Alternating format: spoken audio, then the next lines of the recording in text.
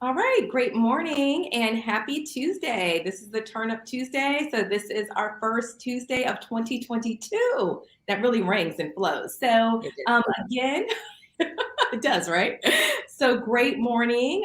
We are super excited to be bringing to you 2022 Mindful Moments of Utopia with myself, Naya Powell, founder and CEO of Utopia Spa and Global Wellness. And today we have a very special guest and member of our wellness thought leader team, Leslie Stevens, licensed therapist. And today we're going to be talking about a much needed topic, much needed, creating boundaries and the power of no. So, is that Yes. important, Leslie? Right. No, Yes. yes. And I wanted to invite Leslie to be a part of this conversation because she and I just think work very well together. But we love talking about the topic of boundaries. So this is going to be a great conversation because boundaries directly relate to us either being burned out or not, whether we have them or not, directly links to our level of burnout or not. And we don't want to go into 2022 burned out, right? And depleted. So, this whole series is really about us collectively coming together so we can reset, refresh, and refocus in 2022. So, this is a part of our movement so we can get healthier together mind, spirit, and body, as well as relationally and professionally. And that's what Utopia Living is all about. For those of you who don't know, let me just quickly a little a bit about us. We are a platform to provide holistic and global wellness on demand. We have virtual classes 6 days a week, and we have hundreds of classes in our on demand library. So you can partake in your well being anytime, any day of the week. And we are really focusing on elevating workplace wellness because we know that we can really get a little bit stressed out in the workplace. And so we have tremendous statistics around that. And one of the ones that I'd like to share is by the World Health Organization, and it's really kind of baffling to know that according to the World Health Organization, we are losing over $1 trillion a year, over $1 trillion a year in productivity based on work related depression and anxiety disorders. So we cannot afford not to do something. So this is an opportunity for us to all come together. We're actually offering free, that's right, free classes and memberships to organizations and teams of all sizes for the entire month of January with some really fun competitions at the end of the month with actually the opportunity to win over 50 memberships for your whole organization. So join us in that and go check us out at UtopiaSGW.com, and we'll make sure you have links in the chat at the end of the session as well.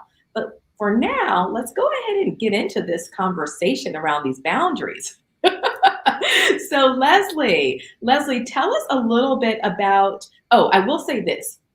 Lastly, as I shared, Leslie is on the team. Leslie also has her own practice. But the reason why I think Leslie's presence is so important as we kick off this first week of the new year is because, in addition to movement and mind body classes like yoga, Pilates, HIIT, um, Afro beats, we have a little bit of something for everyone. We also offer wellness coaching.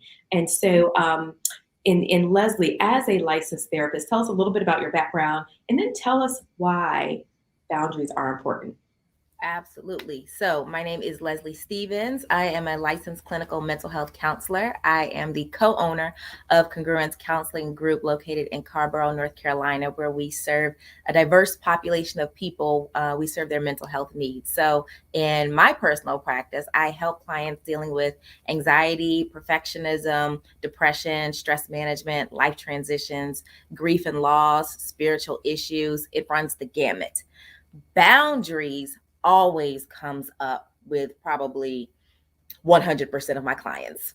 So let me just lay that out there. 100% of my clients, we are talking about boundary issues because, in as much as we are communal people, we're always in relationship with someone else. And that means people are in our space and that they're in our brains and they're in our lives and they have an opportunity to enter into our boundary space. And then we have an opportunity to help them understand where our boundaries lie. So boundaries tell us where we begin and someone else ends, and where we end and someone else begins. So boundaries are helpful in allowing us to maintain our physical space. We have those physical boundaries, like you're getting too close to me and you can feel it, or you're getting too close to me and I like it. And it also helps us to maintain a healthy mental space. So you're doing something that's actually bothering me or that's making me feel uncomfortable. So I need to set a verbal or physical boundary and let you know that, so that I can feel safe and healthy and that you can feel safe and healthy. Yes, absolutely. And I think it is so important. It's so critical, right? In terms of where we need to be and where we need others to be, right? Like kind of drawing that invisible line in the sand. And Yeah. so, especially with the pandemic, the pandemic has really almost forced these blurred boundaries that we have to work even harder to Right. reestablish what they need to be, because now we're in this hybrid work environment. We're still Mhm. working from home because we have Omicron. I know people are calling it Omarion to be funny. So now my brain is like Omarion, Omicron. I know I was too, because it's funny. Add a little levity to all of this, right? And so we know Omarion is like the singer, and so we know how to like switch up some names on you, right? Right. So, but with that, we're working from home. With that, literally, I've been on Zoom meetings with you know executives, and they're taking their Zoom from their bedroom. So I'm seeing their bedroom. And it's like, who would have ever thought, there are people that we invite into our homes physically to come over for dinner or conversation or lunch, and we would never invite them into our bedroom. And so, Correct. we're thinking about like these extra blurred lines now. We now have, the children. We're doing, virtual school. So the children are at home getting their schooling, parents are at home trying to work. You have all of this. Everyone's home is not set up for all of these various spaces and stations. So even that's creating an additional level of blend of lines, or blurs of lines, if you will. And so, we also need to just have, like you said, the courage to speak up. If we don't have the courage to speak up and to really set boundaries, it really is going to adversely impact us. And I like this quote by Brene Brown. She says, when we fail to set boundaries and hold people accountable, we feel used and mistreated. Mm-hmm. That is And so how true, Naya. Yes.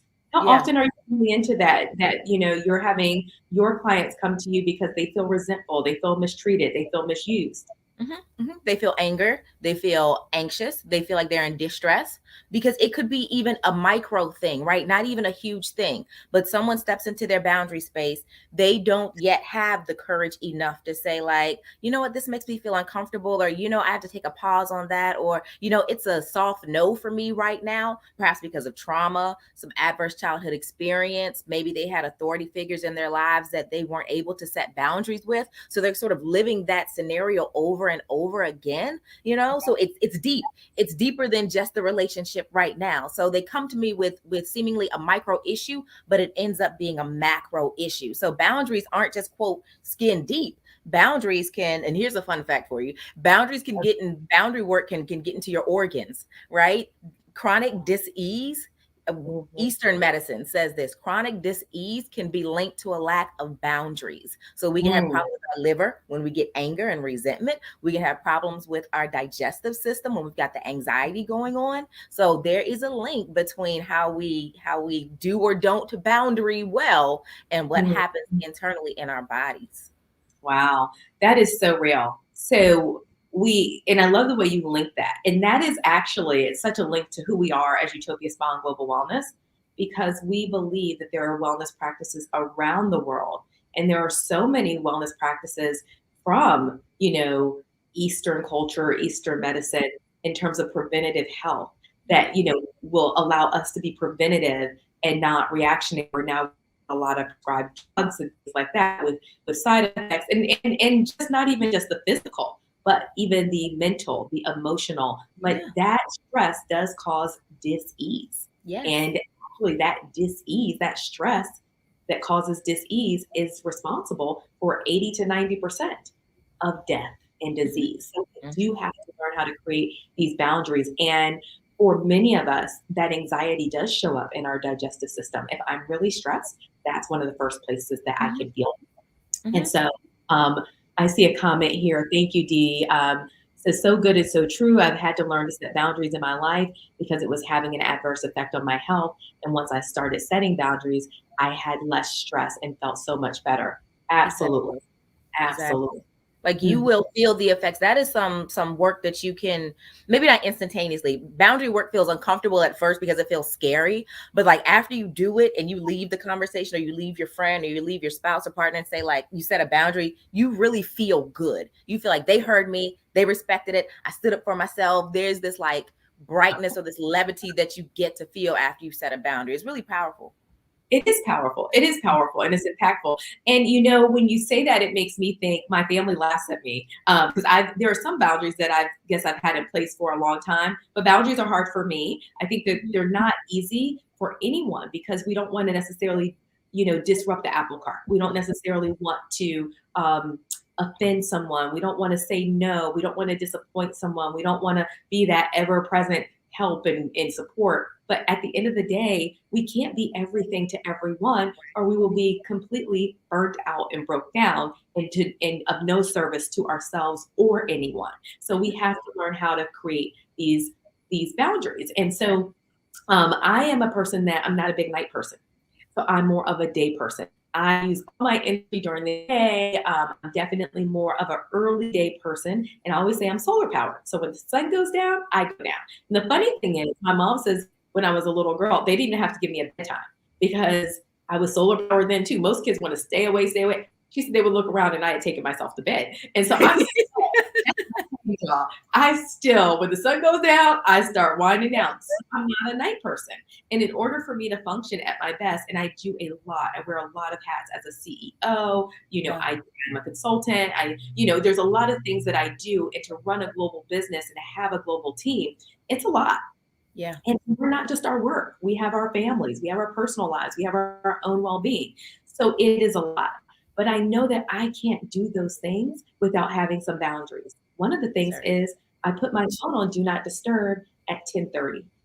And if it is a urgent call, a family member they call multiple times, it's gonna come through. But part of it is even creating a boundary around my mental well being and my rest so I can restore and I can function by not hearing every ping and every ding and every email, every text, and every buzz that is going to happen with these smartphones. So one of Certainly. my is simply do not disturb from 10:30, and then depending on what time I want to wake up in the morning, because those dings wake me up, I might move it from 6ish to 6:30 to what have you. If I know I need a good night's sleep and I know I need to sleep in a little longer to restore my body from running hard, then I move that do not disturb from 6 a.m. to maybe 7 a.m. So I'm waking up at my own cadence. Mhm. So little ways to set boundaries. What are some of the ways that you set boundaries, Leslie, or and that you recommend others might consider setting boundaries? Yeah, so like I like what you mentioned with the phone. So anybody who feels like you can be easily reached, easily accessible any time of the day, I've started putting my phone in another room in the house, and I'll have to like challenge myself, like, nope, don't go pick it up yet. You are having your personal time, you're having your work time, you've allocated this amount of time for this. Go pick up your phone later because just as you're so accessible and people want to talk to you, start getting to a rabbit hole trying to respond to everybody, you're not getting your things done as efficiently and as effectively as I had already individually planned to do so. So I like that idea of I put my phone in another room, and I'll get to the messages as soon as I can, when I can.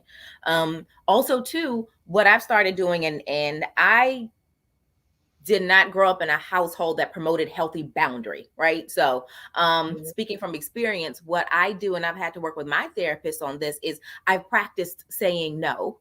I've practiced saying I don't have the capacity to do that right now. I've also had to practice being okay with other people's boundaries, right? Because I was not one who enjoyed people putting their boundary on me. I also did not enjoy when others enacted a boundary, right?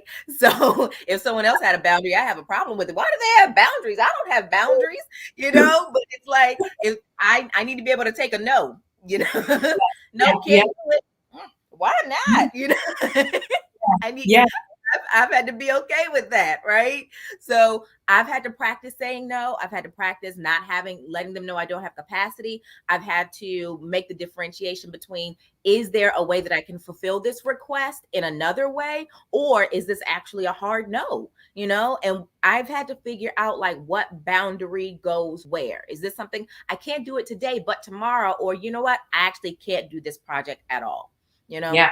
Yeah. So And that, practicing saying my no and being discerning. yeah. And I've actually already started establishing some new boundaries with my team for my own well-being, for my own well-being. So I don't get sick. So I don't Mhm. have disease. So I'm not just completely depleted. And as a founder and an entrepreneur, that is a very real and most common thing for us. And we have to ideate and create. We don't have time to be completely worn. And that's how we're used to operating at just spread thin, completely depleted, Right. completely exhausted, all these 18-hour, 16-hour days, nothing else to give anyone else. And it's not healthy, it'll kill us. No. And we're doing this in corporate world. So I understand both because I've lived in both for a lot of my life. But it will literally take us out of here. So I have said to my team, and we're having a team meeting today, and I will formally reinforce these. Whatever you need from me, make sure that you're communicating and requesting it well before 7, Mhm. because I am going to set boundaries. No more back and forth texting, emailing before 7. So if you need it from me, so you can continue to work later if that's what you choose, or we have people in different time zones, that's fine. But don't even ask for it at 6 o'clock, because now you haven't even given me space, because I am a very productive and fruitful, busy individual. So my calendar is not just wide open all day, all night to be responsive to everything that comes all times of the day, all times of the night. We have Right. to do this, y'all, because texting will make people, yes, we're accessible, but I could be in a meeting, I could be driving, I could be on an airplane, I could be facilitating a session like this or something else that I'm doing.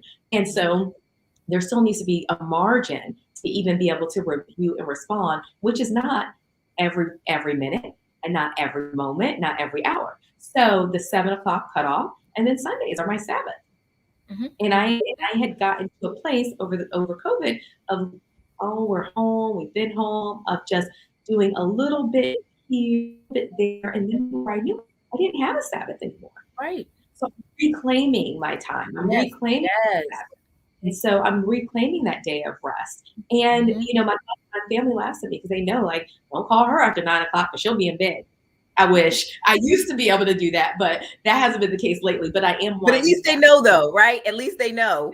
Aunt Marilyn laughs at me all the time. She was like, if I call her late, if she calls me and I call her back, then she's like, what are you still doing up? Isn't it past your bedtime? It's like 10 o'clock. So even though I start to phase down, I'm usually not all the way in bed, but I'm working on that too. So what do we want to, when we think about people asking us for help or to be on a project at a last minute or pulling us into a lot of times their crisis, and when they're pulling us into their urgent matters and their crisis, it then becomes our urgent matter, our crisis. So that's the other thing around boundaries, especially when we're thinking about in the workplace. I just had someone say, hey, I can't get on a plane to go do this event in Atlanta. You know, can you do it? And I actually have shared on a recent video, I wasn't feeling well for over a week. Thank God it wasn't COVID, but that's a very real thing for probably almost many or most of us. We're still getting it even with the vaccines. We're still getting it, right? So I don't want to subject myself to that as I'm now feeling so much better. I don't want to subject myself to that. So I had to set a boundary and say no. And sometimes saying no is so foreign, it's so hard for us because, like you said, Leslie, if we didn't have our boundaries, we would get offended if other people have boundaries, and people do. So maybe it's, thank you so much for considering me. I wish I was, but right now I'm not able to make that commitment. Due to other commitments, I'm not able to make that commitment. And I was very honest with this person and just said, hey, just starting to feel better, wasn't feeling great for about a week. I'm not comfortable. I'm not comfortable traveling at this time, with the new variant.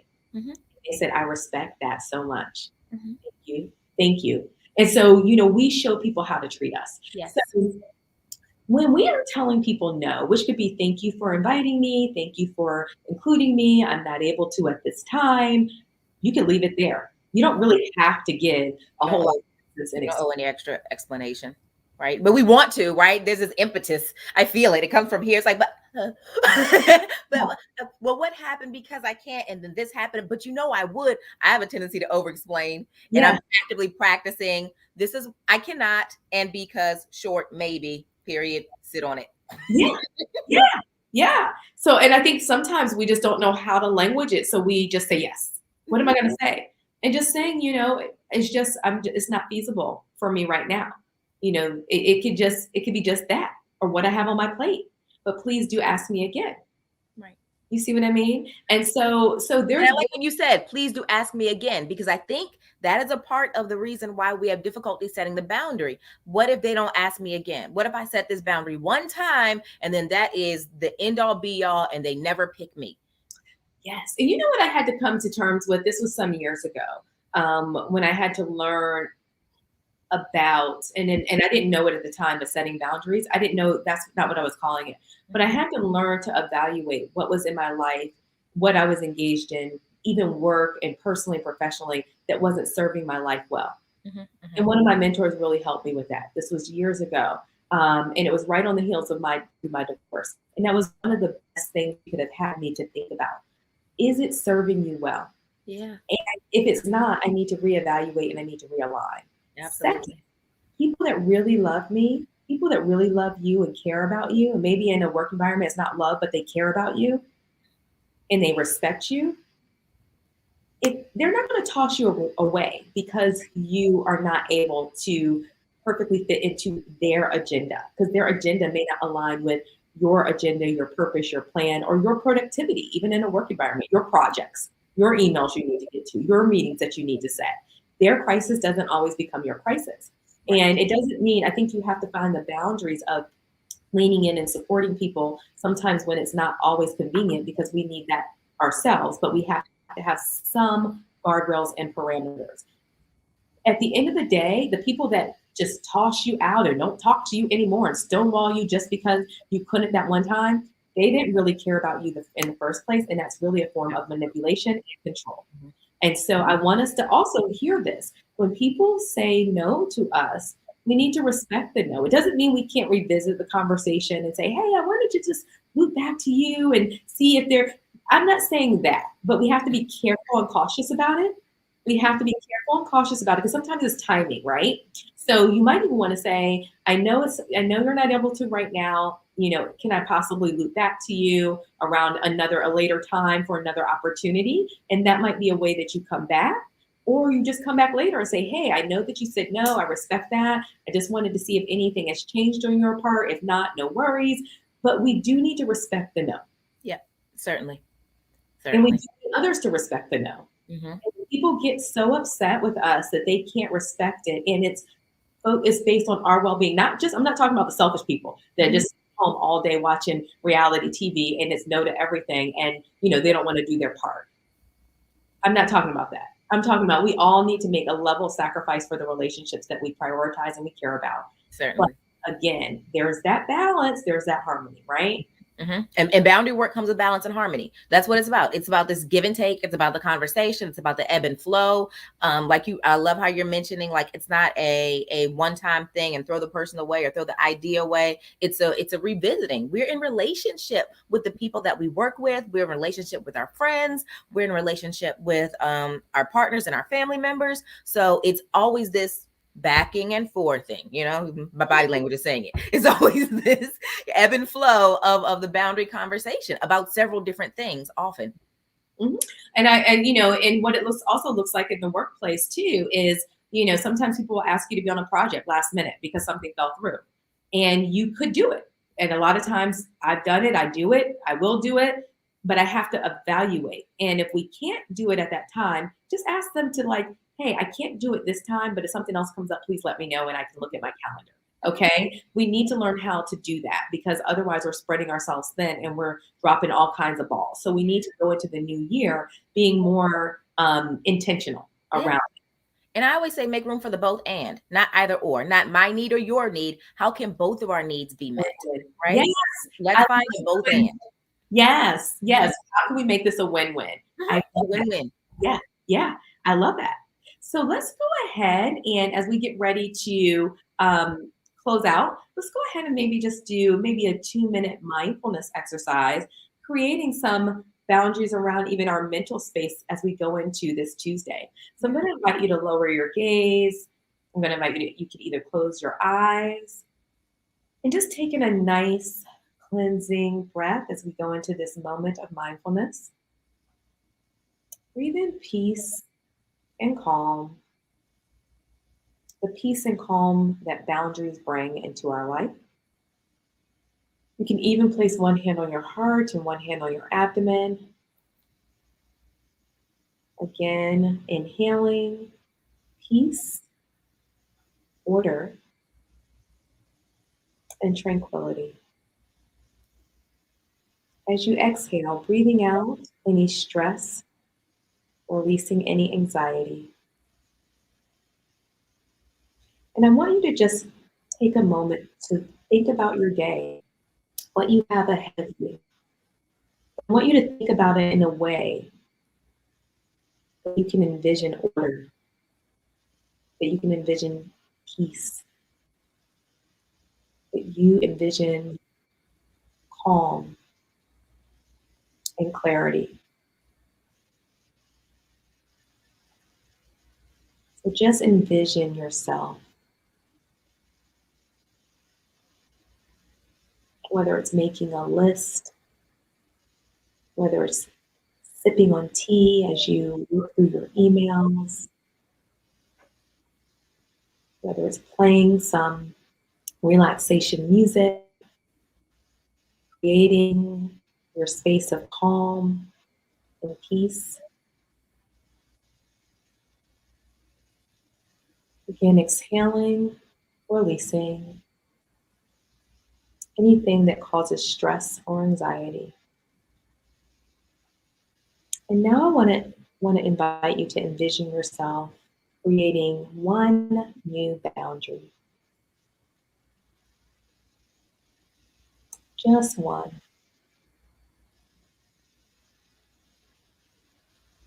What does that look like for you? Is it setting a time parameter for yourself?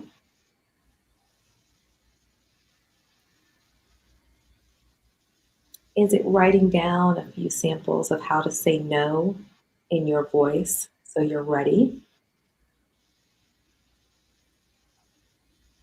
Is it responding to a ask that came in over the last day or so that you haven't gotten to yet and just politely saying no?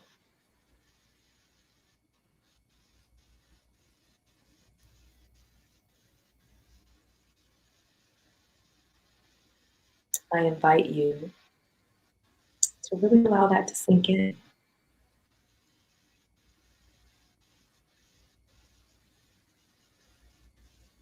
When you're ready, you can open your eyes. And how does that feel? Awesome. Yeah, yeah. It's freeing, it's liberating. Mhm. You know? You look very zen and You know, relaxed. every time you leave me in mindfulness, I am going somewhere. But the word that came up for me was reciprocity, right? Uh, And so I found that interesting. I created a heart boundary, my vivid imagination that was yellow, and the word reciprocity was in the middle. So I'm going to explore that and identify what that means for my boundary. I love it. I Mhm. love it. I'm going to leave us with this quote, and it does feel good. We feel better because we're showing people how to treat us with respect. I'm going to close out with this. Boundaries define us.